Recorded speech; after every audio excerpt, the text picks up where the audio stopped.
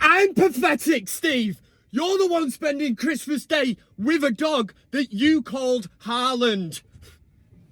How are we doing, everybody? It's Kev Ashford back in the saddle for a van cam on the biggest Man United fan channel in the land. This is the United Stand. Thanks again for all the positive comments in the last video. That's your cue to fire comments in. Anything you want to get in there, just throw it in. And make sure, as always, you know, I don't want to fire an innuendo in saying smash the like button and all that. Just finger that like button. That's what I like to see. Hope everybody is well. Christmas is nearly here. This is your preview of West Ham United versus Manchester United.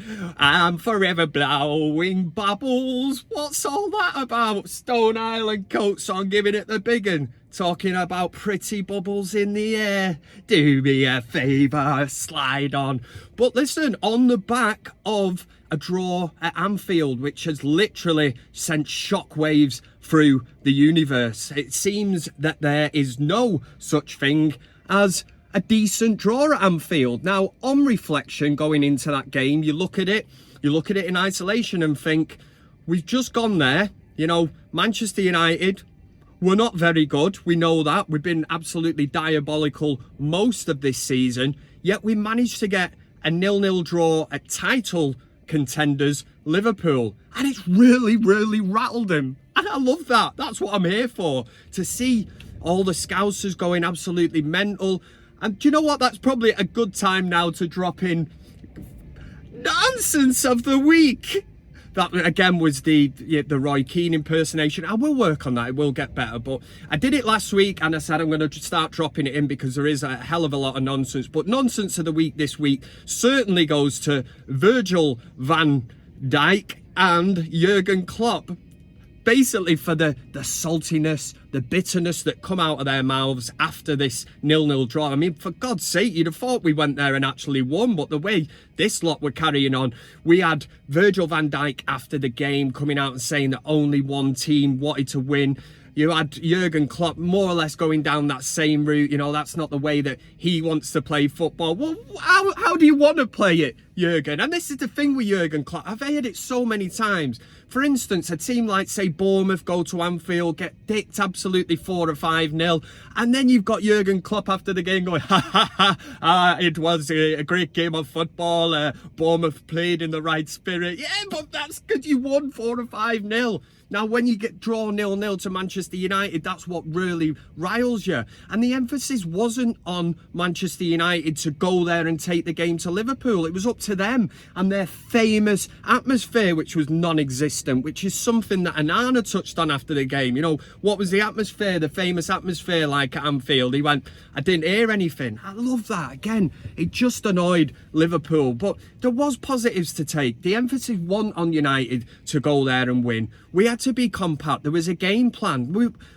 It pains me to say this, but we are not good enough to compete at this minute with Liverpool. So we have to go there with a game plan.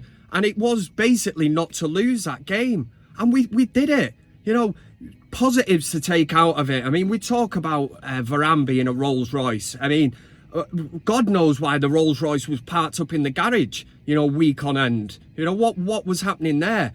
But it becomes apparent, you know, a Rolls Royce will always be a Rolls Royce. Once you take it out, lay back, do you know what I mean? Driving around, how are you doing? You know, like letting on to people. Yeah, you know, Varane is an absolute class act. Really good performance. And he will continue to do that because he is Raphael Varane. Kobe Mainoo is another one that absolutely stood out. From Ten Hag's point of view, he's obviously looked at it. We questioned before the Galatasaray if Kobe Mainoo was taken out of that game because he thought atmosphere-wise, you know, throwing him into hell and all that. But listen, he did it against Everton on his first Premier League start.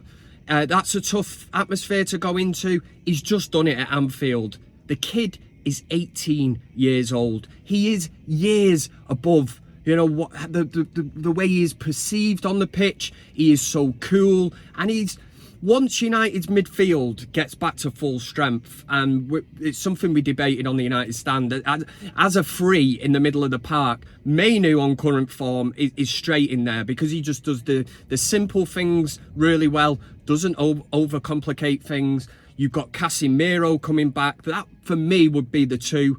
And a bit further forward, obviously Bruno Fernandes will be back for West Ham as well, after picking up that silly booking that ruled him out of the trip to Anfield. I mean, the Amrabat, you can tell by the face, man. I'm really sitting on the fence with Amrabat at the minute. I wasn't overly impressed with his performance at Anfield.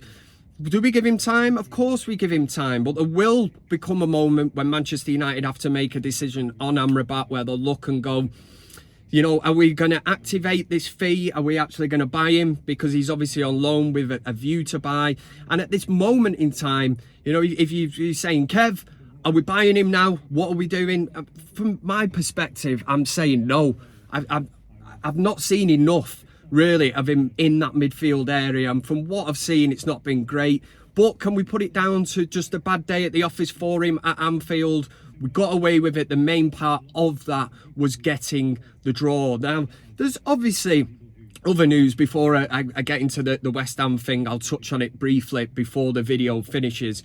We've heard this story of John Murtough, you know, off to Saudi Arabia. Nice little trip if you can get it, in it just before Christmas. But John Murtough's car boot sale. What's all that about, man? Apparently he's pulled up, you know, the car boot sale in Saudi Arabia.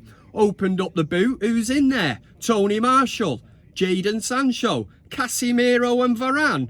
You know what I mean? He's trying to offload them to Saudi Arabia to get some money in the funds. Now, don't get me wrong. You know, you're looking in the boot.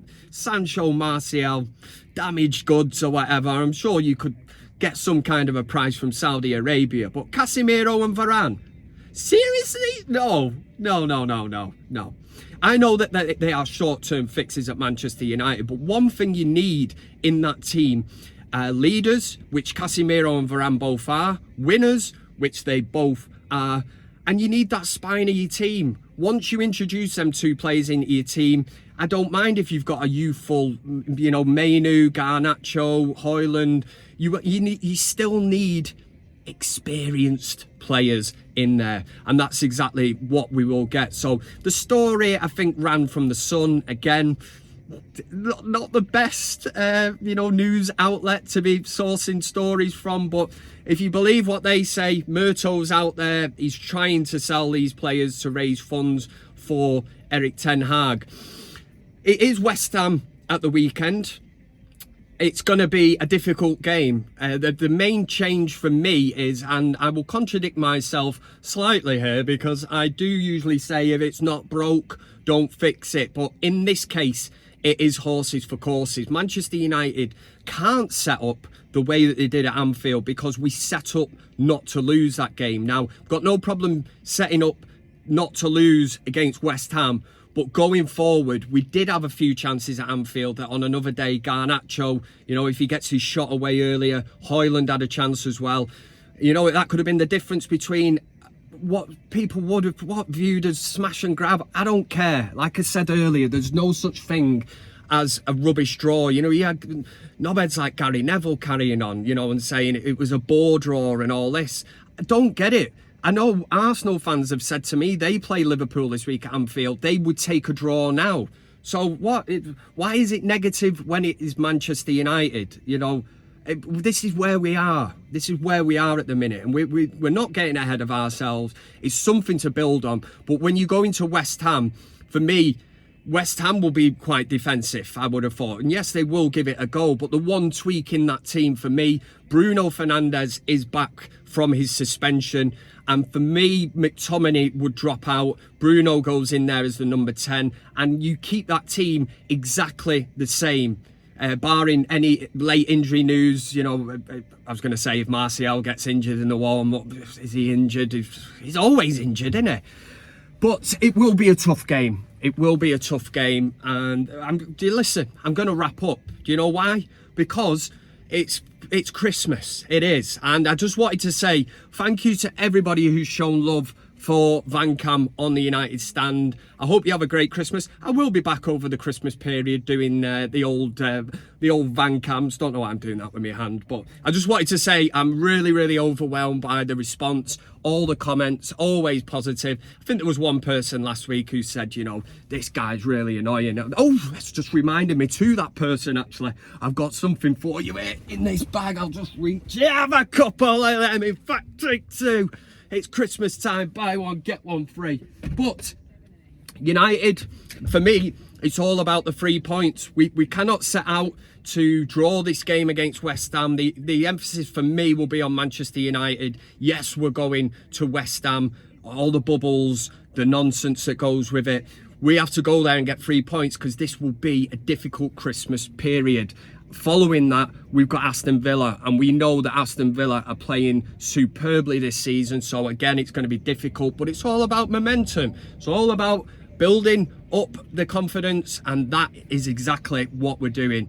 If you watch this and you're familiar with it now, you'll know what's coming. And again, I'm going to have to put a hat over a hat, but you know, in true typical style, we just style it out here on the United stand. Have a fantastic Christmas, everyone. I love you loads. And for United against West Ham, and let's go and burst them bubbles, them pretty bubbles that will be flying in the air. And for United, come on, United! Hiya!